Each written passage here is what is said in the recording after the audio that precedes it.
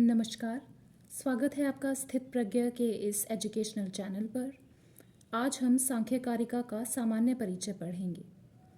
सांख्यकारिका के रचयिता का नाम श्री ईश्वर कृष्ण है। ये बहुत इम्पॉर्टेंट है, ये ज़रूर याद रहना चाहिए।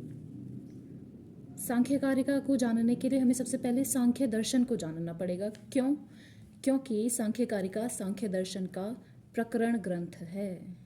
प्रकरण ग्रंथ क्या होता है? प्रकरण ग्रंथ वो ग्रंथ होता है जो किसी बड़े शास्त्र के किसी एक विशिष्ट विषय या सिद्धांत पर विस्तार से व्यवस्थित तरीके से चर्चा करता है। तो सांख्यकारिका सांख्य दर्शन का प्रकरण ग्रंथ है। इसीलिए सांख्यकारिका में सांख्य दर्शन के सिद्धांतों का प्रतिपादन है। तो सांख्यकारिका को जानने के लिए सांख्य दर्शन जानना होगा और इसीलिए हमें पहले दर्शन क्या होता है ये जानना होगा। दर्शन शब्द दृश्य प्रेक्षणीय धातु से बना है। मतलब ये है कि दर्शन में हम जीवन और जगत का प्रकृष्ट ईक्षण करते हैं, यानी सूक्ष्मतम चर्चा करते हैं। दर्शन में हम ये चर्चा करते हैं कि संसार में विद्यमान दुखों की निवृत्ति कैसे होती है, सुख दुख क्या होते हैं, आत्मा क्या है, दृष्टा क्या है, मनुष्य का आगमन पृथ्वी पर कैसे हुआ, ये संसार कैसे उत्पन्न हुआ, कब उत्पन्न हुआ। इस प्रकार के प्रश्नों के उत्तर को दर्शन में खोजा जाता है और भारतीय दर्शन में भी इन्हीं प्रश्नों के उत्तर खोजे जाते हैं। भारतीय दर्शन दो भागों में विभक्त है, आस्तिक दर्शन और नास्तिक दर्शन। आस्तिक दर्शन उन दर्शनों को कहते हैं जो वेदों को प्रमाण मानते हैं। नास्तिक दर्शन उन दर्शनों को कहते हैं जो वेदों को प्रमाण नहीं मानते। नास्तिक दर्शन 3 दर्शन है, चार्वाक दर्शन, बौद्ध दर्शन, जैन दर्शन। आस्तिक दर्शन 6 दर्शन है, न्याय वैशेषिक, सांख्य योग, पूर्व मीमांसा, उत्तर मीमांसा। इन आस्तिक दर्शनों को षड दर्शन कहा जाता है क्योंकि ये 6 हैं। अब हम सांख्य दर्शन को जानते हैं।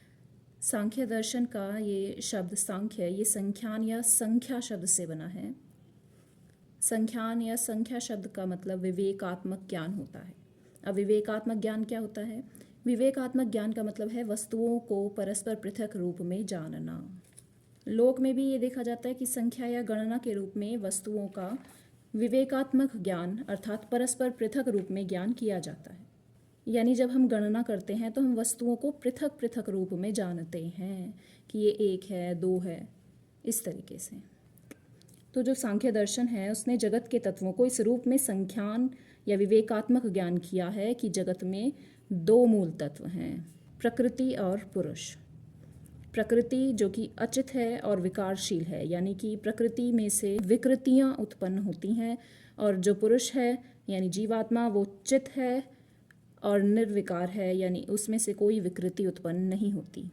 प्रकृति में से भी 23 विकृतियों की चर्चा सांख्य दर्शन में है और इन 25 तत्वों की यानी कि प्रकृति, पुरुष, प्रकृति की 23 विकृतियां मिलाकर 25 तत्व हो गए। इनके विवेकात्मक ज्ञान से सांख्य दर्शन में कहा गया है कि दुख निवृत्ति प्राप्त होती है प्रकृति, पुरुष और 23 विकृतियों के विवेकात्मक ज्ञान से।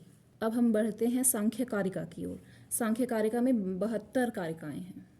सांख्यकारिका में जो प्रतिपादित विषय हैं वो मुख्यतः 3 विषय हैं, प्रमाण मीमांसा, तत्व मीमांसा और आचार मीमांसा। मीमांसा का अर्थ यहाँ पर मीमांसा दर्शन नहीं है, मीमांसा का अर्थ है कि चिंतन मनन। तो प्रमाण के बारे में चिंतन है।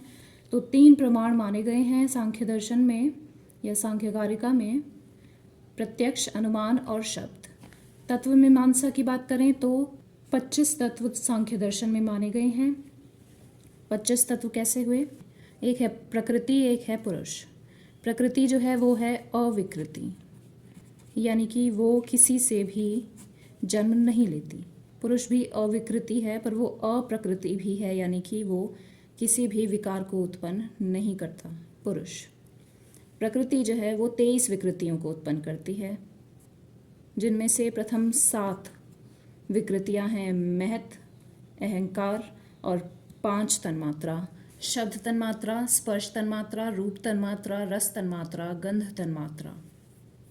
तो ये हो गई 7 विकृतियां जो कि प्रकृति भी हैं और विकृति भी हैं, अर्थात महत तत्व जो है वो प्रकृति की विकृति है और अहंकार की प्रकृति है। अहंकार महत तत्व की विकृति है, तन्मात्रा की प्रकृति है। तन्मात्रा अहंकार की विकृति है और 5 महाभूतों की प्रकृति है। तो इस प्रकार से ये 7 तत्व प्रकृति भी हैं और विकृति भी हैं। अब प्रकृति की अन्य विकृतियाँ जिनमें हैं 5 ज्ञानेंद्रियाँ, 5 कर्मेंद्रियाँ और 5 महाभूत और मन, ये केवल विकृति हैं, इनसे कुछ उत्पन्न नहीं होता। 5 ज्ञानेंद्रियों में है श्रोत्र, त्वक, चक्षु, जिह्वा, नासिका और 5 कर्मेंद्रियों में है वाक्, पाणि, पाद, पायु, उपस्थ। 5 महाभूत में है शब्द, स्पर्श, रूप, रस, गंध और मन तो है। सांख्य दर्शन का लक्ष्य है कैवल्य को प्राप्त कराना, दुख निवृत्ति करवाना। दुख निवृत्ति किस प्रकार से होगी? वो इन 25 तत्वों के विवेकात्मक ज्ञान से होती है। और जब विवेकात्मक ज्ञान हो जाता है तो जीवात्मा या पुरुष को ये पता चलता है कि नास्मि न में न अहम। नास्मि का अर्थ है कि जैसा मैं स्वयं को शरीरवान व्यक्तित्व के रूप में अनुभूत करता हूँ, मैं वैसा नहीं हूँ, अपितु प्रकृति और प्रकृति के विकारों से भिन्न हूँ। नास्मि में ये पता चलता है। न में का ज्ञान होता है, यानी कि प्रकृति और प्रकृति के से उत्पन्न जो विकार हैं और उनके कारण जो सुख दुख भोग आदि जिनको मैं अपना समझता हूँ, वे मेरे नहीं हैं। ना अहम यानी कि जिस प्रकार मैं स्वयं को अहम इस अनुभूति का विषय समझता हूँ, वैसा मैं नहीं हूँ, बल्कि अहंकार से भिन्न चिन्ह मात्र पुरुष हूँ। ये ज्ञान पुरुष को जब हो जाता है तो उसे कैवल्य की प्राप्ति होती है, ऐसा सांख्य कारिका में कहा गया है। सांख्य का ज्ञान सर्वप्रथम कपिल मुनि द्वारा उपदेशित किया गया।